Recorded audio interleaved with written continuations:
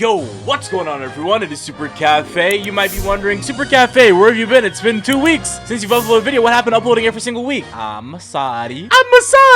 My bad. Gone for a bit. Real life stuff gets in the way a lot of the time, and YouTube is not my job, even though I like to treat it as such sometimes. Sometimes you gotta take a step back because reality will hit you very, very hard. So if you want me to make more videos more consistently, consider leaving a like and subscribing and sharing my channel and commenting, because that's how my stuff gets out there and makes me want to do stuff more. So the Super Mario Galaxy movie. I'm here to talk about the Super Mario Galaxy movie. I saw it on March 31st, 2026. Yes, the movie came out on April 1st, 2026, but like I saw it at midnight. It was super fun, super magical. I went by myself because I like to do certain things by myself. Full spoilers. Full spoilers. I'm not hiding anything. I gave y'all 2 weeks to go watch the movie and go see it. This is definitely the topic that I had to come back to talk about first. Us starting at the Comet Observatory. I like that very first shot of us seeing the Comet Observatory going through the sky, because it is very reminiscent of actually the Galaxy cutscene from the end of the game when you're like traveling through to go fight Bowser. That part was super, super sick. Rosalina's voice actor, Brie Larson, did a very amazing job portraying Rosalina. I think when Rosalina was first being introduced as a character during the Wii era, just in general, she was always very soft, very light, you know, like, hi, hello, oh, magical, this and that. And I thought that Brie Larson's voice acting, trying to replicate Rosalina's voice, was very, very accurate. There were some parts during the movie, like either from Mario Kart Wii or some of the other games, and it was not Brie Larson. So Brie Larson, very, very good. I got like a very soft motherly vibe from her, but also like a very strong motherly presence when it was needed. I want to talk about the books and the story time when she was talking to Luma's like, hey, yo, bedtime, like, let's go to sleep or whatever. I saw that Super Paper Mario book! The Dark Prognosticus was in there! I did not catch that the first time watching it, but seeing it in the movie was absolutely insane. So please, 2026, can we get a Super Paper Mario like remake, please? I will sell my soul for that video game. All right, I'm not even joking. They even had the book from Sticker Star. Sticker Star, my boy. Are we serious right now? I'm getting. At first, I thought the Lumas were going to be like super annoying throughout the movie. Luckily, they had like a pretty minor role when being showcased during like this first part of the movie. But when that one baby, I was like fully going into this movie expecting to hate the Lumas, because like whenever there's like a little kid or some kind of like baby in a movie and they try like, you know, appeal and cater to your emotions, I'm just like, ugh, I'm annoyed. I don't care about this little stupid freaking kid. Get him out of here. But when that baby was just like, I'm hooked on the brothers, with the one with the binky, I was like, ball.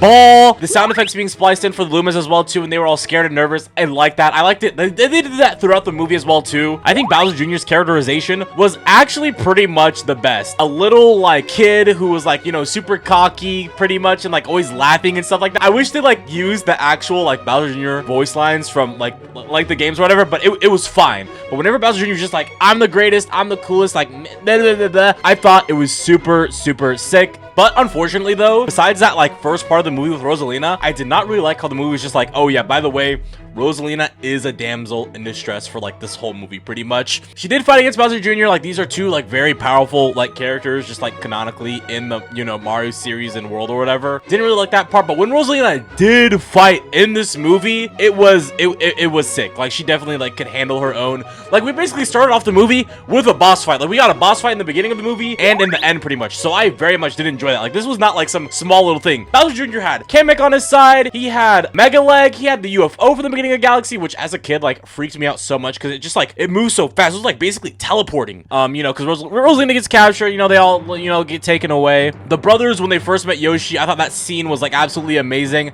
I liked how they showed off the Goomba getting eaten by the dry bone and then like appearing on the other side as well too, like with the hand. I thought that bit was funny. It's also very cool that they showed off that like little miniature version of the Goomba, because there were so many enemy variants in this movie. It was absolutely insane. There are so many variants of like just classic enemies, and we got to see a lot more in this movie. And I also am like super glad that not all of the enemies in, you know, in the movie were actually enemies, because like once we get to like that one galaxy where it's like basically like a big ass airport, I was like, okay, this is cool how like not all of the enemies who are supposed to be enemies are actually like bad or whatever. But the Mario Brothers like meeting Yoshi and stuff like that, I thought was like very cool and amazing, like that first part. But I'm very happy that Yoshi only says Yoshi and can only make like growling and barking noises. That was great. If Yoshi talked, I would have been like, this is taking me like, that would have taken me out of the movie. There was like no kind of like immersion break when I was watching this, so that was another plus. But of course, it being Princess Peach's birthday and her talking about her family and stuff like that, I didn't really care for that much.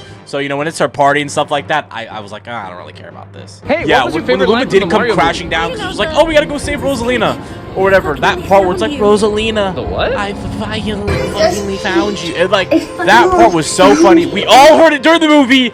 I heard it too. We all heard it. I definitely heard it as well. When the Mario Brothers were managing the kingdom by themselves, I thought that that was one of the best parts of the movie, and I don't know if a lot of other people felt that way as well too. Mario and Luigi like breaking those blocks and stuff like that, I felt the impact of those were like super dope. That Toad getting like robbed by the Hammer Brothers, it reminded me a lot of the Mario and Luigi RPG series that we do have, where Mario and Luigi are just going on side quests, basically helping people. Give this Toad some ice cream. Help out this Toad from getting robbed. That one scene where Mario and Luigi are running through the kingdom with Yoshi and they're carrying a Toad reminded me a lot of New Super Mario Bros. Wii, where it's just like, hey, get this Toad out of this question mark block and take him all the way to the flagpole to make sure that they get home safely. I was like, this is dope. This feels like the damn video games, dude. I love that part so much. Also, that Yoshi clip of him eating the chain chomp and like barking, that melted my heart. I was just like, oh, my little Yoshi, like, oh my god. I guess I'll talk about Bowser briefly. Bowser definitely took like a huge step back in this movie, so I'm probably not going to talk about him at all. It was like the only memorable part that I really cared for during this was when he kissed Mario. That part was like funny, like Mario and Bowser kissing. Oh my gosh, like all of the stuff that happened in this movie that was like between two characters having like somber moments. I just couldn't stop thinking about like fandom, like Bowser kissing Mario. Are we serious? Oh, I'm never gonna hear about this until the end. Like I'm telling you guys, a month from now, when this movie comes out in HD and people are gonna like start clipping stuff to make memes, whenever somebody's slandering Mario, somebody's gonna be like, is this your GOAT? And it's just gonna be Bowser kissing Mario. And I'm gonna be like, okay, you got me, bro. Like, what else am I supposed to say? Bowser kissed Mario. All right, it's over. It happened. It's done. Let's talk about Princess Peach versus like Wart though. I think that was absolutely amazing. Princess Peach just like being an absolute ball. I don't think we ever get to see Peach like really mad like ever. We see her like kind of fierce in the sports game, I guess, and whatnot, but we don't ever get to see like a Princess Peach that is mad and pissed off. I liked seeing mad, pissed off Princess Peach because most of the time she'll be like, I'm gonna kick your ass, but I'm gonna still be like polite and all girly about it. But in this movie, Birdo, Mauser, I forgot what the crab's name is, Wart, fighting off all of these ninjas as well too, getting jumped. She's just like, you know what? I don't give a damn. We are throwing the ones. I thought that was absolutely high because most of the time we got to see Princess Peach pump fake somebody. I want you to sit here and think about that. When she got that mushroom, like holding up Wart by his leg and just being like, ooh, I almost rocked you. But Wart's voice actor did feel weird though, and I think that was the only one. Honey Queens was like, I guess, but it was like such a small part of the movie to where I didn't really think about it. Also, like, it is so funny how like canonically the bees are just like literally just like slaves. That is so fun. I didn't think I was going to be talking about slavery on this YouTube channel ever, but here we are. Those bees, the Honey Queen straight up just got slaves. Go watch this movie, bro. I liked how there were actually like physics in there reminiscent of actually playing the Galaxy games. When Peach was getting chased by those ninjas and going around that thing, that is something that you actually see happening in the game. The perspective felt like something in the game, and when they went in that big question mark block for that casino, you could see like the Koopas like flying up and then like the gravity changing so they could like rest the drinks on the table and it not like falling over. So props to them, props to them. So seeing Robin there, I think I actually forgot about him because I was so much remembering like Star Fox because they revealed that ahead of time. I was just like, oh my god, I forgot that Rob was going to be in this movie. It was pretty all right. And the sound effect that played after he shows them where like the flight deck is at, I like that as well too. The Pikmin were there as well too. Very quick and out of the way, which was very great. Did not like break immersion at all. Didn't seem forced or anything like that. So that was also something that I did enjoy. And then let's talk about Star Fox. You did it, fire. Tit. Come on. I did not think that Fox was gonna have such a big role in this movie. I like how there was references to barrel rolls 2 times. That was very enjoyable. I also like the don't ask me personal question. And the 2D animation segment was great. I wish that the Mario movie was 2D animation. I think that would have been like a million times better. Like that would have been sick. But I'm just glad that we had that initially. And it just felt like a nice 90s commercial, dude. Luigi's like, this is my team. I do barrel rolls. I like this. I need money. Like, it was just nice to see Star Fox in something after all of these years and getting like. Fox was a very enjoyable part of the movie, even with it being weird that he was in the Super Mario Galaxy movie. It was just like, it was funny how they tied him in. It was just like, hey, I also travel the universe, got sucked in a wormhole, and then I ended up here. You need help? I take cash. Like, you got Venmo, you got Venmo, Cash App. Like, I'll help you out. Like, you got Venmo. Like, y'all got Venmo. Also that one scene where Mario meets up with Princess Peach and Fox and everything, and they're just like staring at each other like they're about to fight. I was like, please fight. Nice ride. And he's like, nice stash. I was like, oh, that's also what I want to say.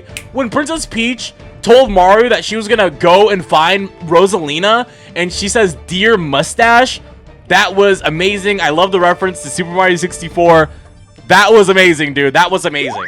And speaking of more references, we're gonna talk about Bowser Jr. and EGAD. Actually, it was crazy to see that Bowser Jr. had several weapons from Professor EGAD. I just wanted to mention that really quickly. For people who don't know much about Mario lore, Professor EGAD, while he does help out people like Luigi and, you know, other heroes, there are a couple of villains that also have weapons from EGAD. Kamek had an EGAD mug. When Bowser Jr. was showing off all those weapons, I'm pretty sure he had Lemmy's bombs.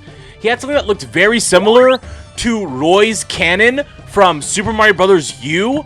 That was very interesting to see that, like, they were very much aware, or they remembered that EGAD, while he does help out heroes, he also helps out villains. We don't see EGAD in this movie, but I hope if there... Well, I didn't even know that there was going to be a third. I thought there wasn't even going to be a third movie because, you know, Nintendo's just like, hey, next year, Zelda movie. They already greenlit, I'm pretty sure, a Donkey Kong movie, a Metroid movie, all this other stuff. So I didn't think that we were going to get a third one, which I'll talk about more later. But it was just insane that they remembered that EGAD is... Like, there's some stuff about EGAD that we definitely do not know. So I wonder if he's going to play some kind of role in the third movie. But yeah, Bowser Jr.'s weapon arsenal, absolutely insane. I love how he, just in general, used paint to, you know, attack, make piranha plants. I'm going to skip over, like, the baby part. It was kind of cool that the bros turned into babies, I guess. But I think it would have been even cooler if it was, like, some kind of, like, Partners in Time thing where they just, like, you know, teamed up with, like, their baby selves for, like, a brief moment in the movie and then, like, kind of, like, went away or whatever. But alright, I kind of want to talk about that final fight now with, you know, dang, they were really jumping this guy. Like, Mario, Luigi, Peach, and Yoshi versus Bowser and Bowser Jr., even though Bowser Jr. was, like, very OP. That fight was absolutely amazing. I like how they went through, basically, like, that big obstacle course, where it was just, like, basically them playing through, like, one big level in the game, in the movie. I thought that was super sick as well, too. I got, like, Mario Maker vibes, too, because Bowser Jr. is just, like, you know, I'm going to place this here so they can't go there, and I'm going to place that there so they can't go there. Heavy Mario Maker vibes. I love that part of the movie. It was absolutely sick. That a lot. And then when they got through and like their jaws were just dropped, they're just like, I was like, okay, that was pretty funny. Okay, Dry Bowser was super sick. I thought he said Skull Kid during the movie. He was like, I'm the Skull King, but I heard Skull Kid, and I was like, Zelda reference. And then I was just like, oh, never mind, there are no Zelda references in this movie. Drill Mario, Cloud Luigi, and also I guess Balloon Yoshi as well too. I forgot what that, or Blimp Yoshi. I kind of forgot what that power up is called. It was nice to see them like reference a very new item that came out because Super Mario Bros. Wonder came out in 2023. But yeah, seeing them like choose a newer item and an older item, like being Cloud Luigi, was absolutely like sick as well too. Like if you try to look up anything relating to like Cloud Luigi being like official, you will basically not find anything, with like Galaxy 2 already being like not as popular as the original Super Mario Galaxy, and then also like it being Luigi as well too. You're not gonna find a lot of Cloud Luigi, just stuff in general on the internet. So the fact that they chose that, it said something for sure, where they're just like, hey, we are not afraid to pull out something that a lot of people may not know about as well. When Bowser Jr. did summon that huge dragon from Super Mario Odyssey, the Odyssey references in this movie were absolutely just like, mwah. Odyssey, like, when it comes to enemies and characters, they do not get referenced a lot in other media. And when Luigi ended up taking, you know, Bowser Jr.'s paintbrush, and then we get to see Mr. Game & Watch, which is absolutely insane. And then he, like, literally is fighting Bowser, you know? He even hit that up B too with the parachute as well. Like, I'm telling you, there are some Smash Bros. References in here, man. Like, I was hoping when Mr. Game & Watch hit Bowser with the hammer, it was gonna make the 9 sound effect. It sadly didn't. But when it happened, I was just like, oh my god! Oh my god, are they actually gonna do? There are so many moments in this movie where we're just like, oh my god, are they gonna reference this one thing? And then you just don't, and I'm just like, god damn it, dude. God damn it. Why didn't you just do it? Why didn't you just commit to it? All right. Also, another like niche pull, I guess, was to see Red Star Mario. Like there was a couple of like items I wish I kind of wanted to see, since it was like, you know, a Galaxy movie. Like I wish I could have seen Rock, maybe a different version of the Ice Flower where it's like the fully like iced out Mario instead of like the one that we see from like the new Super series. Just seeing Red Star Mario in this movie, absolutely insane. Red Star Mario, another being just like one of those niche things that you don't ever see, was absolutely insane. That definitely like healed a inner part of my child for sure, because that is one of my favorite power-ups as well too. I think it's one of Mario's like cleanest and nicest looking designs as well too. And when he started spinning around to like attack that dragon and stuff, I thought it was just it was super sick, dude. I really did enjoy it. And after, you know, Princess Peach goes to save Rosalina and they have that really somber moment, it was insane for Nintendo to just be like, by the way, these two are related. Was not expecting that. I mean, I don't know if this, I mean, obviously this movie is not canon, I guess. Like, I'm assuming that it's not. But just for them to be like, by the way, these two are related. And after that whole, like, reuniting and everybody coming back together, you know, Rosalie being reunited with Peach, the bros, Yoshi, and the kingdom as well, too, which they did have to make. I kind of liked that, what's it called? That cutscene with all of them, like, working together to rebuild a new castle or whatever in that Super Mario World art style. I think this is, like, the main part of the movie where I was just like, that really sucked. The movie just ends from right there. After, like, that big final fight and everybody comes back together to rebuild the castle, the movie's just kind of over. Just kind of ends, you know? I kind of wish they did some more there. I don't know what they could have done, but I felt like definitely there was some more that needed to be done. And also, like, that one scene with, like, the Luma in the police uniform being, like, maggots and all this other stuff. I was just, like, I remember seeing, like, previews of that, and I was just like, oh, I wonder who they're talking to. And I was just like, oh, it's just Bowser and Bowser Jr. being locked up. I was just like, okay, that's whatever, I guess. I didn't really care for it. Everything about it was super sick. I think the only part that they did not stick was just, like, the landing. Pretty much, because you have all of the, like, they're jumping from galaxy to galaxy instead of them being like, hey, we're in the real world, you know, we're in Brooklyn, New York, what am I, mother, what am I? But in this movie, it's just like Mushroom Kingdom, galaxy, random parts of space, Gateway Galaxy, you know, all these other galaxies. It's just like we're always hopping from one place to another, It doesn't really like all stick together, I guess. And in Super Mario Galaxy, the actual game, all the worlds feel connected because you're going through like these what's it called? You're going through those you're going into those like those sanctuary domes or whatever. I forgot what they're called. Oh, I'm blanking on the names right now. And that's how you feel that all the worlds are connected. You don't really feel that in this movie because I think it's handled so much differently in the games. So it's just like it all didn't really feel like it meshed together super well in some areas, but then again, like I said, also, like, take everything that I said in this movie with, like, a grain of salt. Of course, this is a movie made for children, but overall, I enjoyed it. It was a nice movie to, you know, watch. I guess before I do wrap up this video, I'll talk about the Daisy post-credit scene. It was cool to see that monkey, like, try to rob somebody else, and then Daisy just, like, punching the hell out of him. It gives me hope that we're gonna have a third movie relatively soon as well, because I did not think that we were going to get one. But I think that's going to be everything for me when it comes to the Super Mario Galaxy movie. I hope you guys enjoyed this video. If you did, like I said before, please leave a like, leave a hype, and comment on the video. Gives me the motivation to keep on going, and it also just helps me get out there, because if you guys want more content from me and you want to help me out for free, I don't want any of you guys' money. Like, sometimes you guys donate when I'm live streaming, and I love that. But if you guys want to help me, there are so many free ways to do that, and that is just by supporting the channel. So if you can, please leave a like, leave a hype, leave a comment. I respond to all comments. I will, if you guys want me to like make longer responses and stuff like that, I will. I think I already make them pretty decently, but yeah. But please only do that if you really did enjoy the video and you want to see this channel grow. If you didn't, don't leave a like. Hopefully I will earn it another time with even better YouTube video. This has been Super Cafe talking about this Super Mario Galaxy movie, and I will see you boys in the next one. Peace. Peace out.